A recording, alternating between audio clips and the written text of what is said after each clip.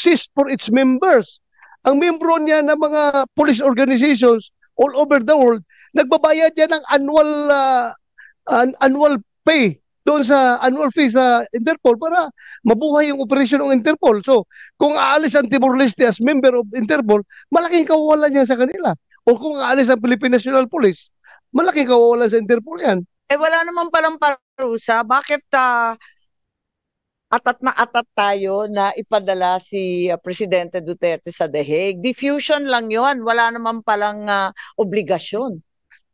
Nakikita natin, Madam Chair, it is more than the Interpol, more than the ICC, this government really is the most interested party na maibiyahe si Pangulong Duterte doon sa The Hague. Yun talaga ang klarong lumalabas, Madam Chair. Ko talaga naman. Eto pa yung mga OFW natin, tumawag sa lahat ng sulok ng daigdig at nalulungkot ako.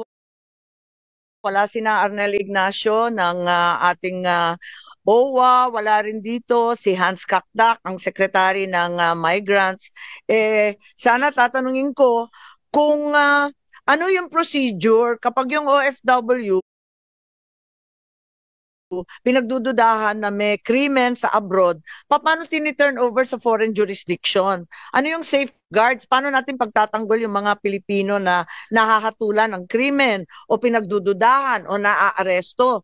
At alam din natin na marami na rin, ilan na rin ang OFW, mga Pilipino, na naaresto sa abroad.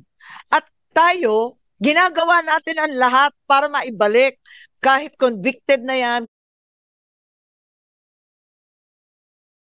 kriminal na yan, nagsiserve na ng sentence, talagang ginagawa natin ang lahat para maiuwi.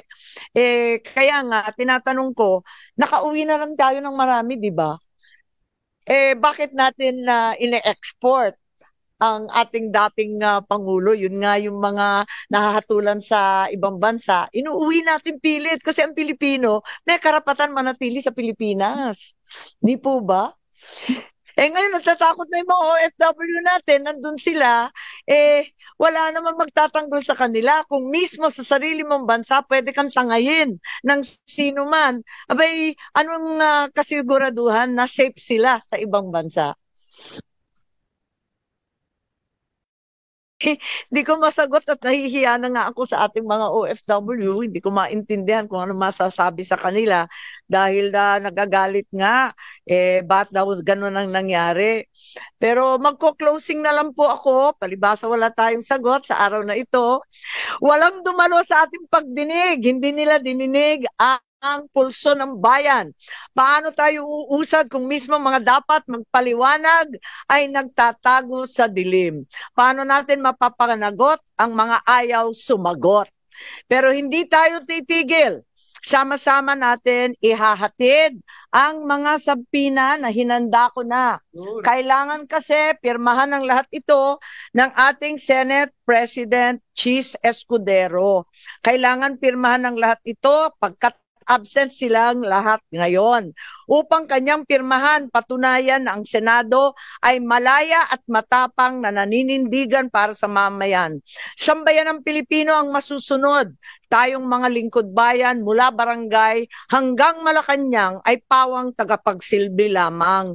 Tagapakinig na sa daing. Tagasagot sa mga tanong. Kung kaya ng isang matanda na may sakit na harapin ang walang respetong pag-aaresto, bakit ang mga duwag na ito ay wala sa ating harapan? Nako, magalit na kayo sa akin, pero hindi ba kaduwagan ang hindi sumagot? Sadyang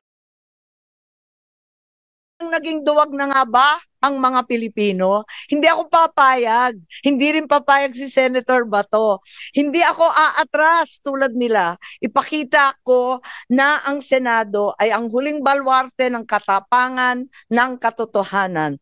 Kung ang sigaw ng sambayanan sa ICC para kay PRRD ay bring him home, ang sigaw ko sa Executive Secretary Bersamin para sa mga pinoprotektahan niya, bring them here to the Senate, now. Yun lang po. Maraming salamat. With that, I suspend this hearing. Thank you po.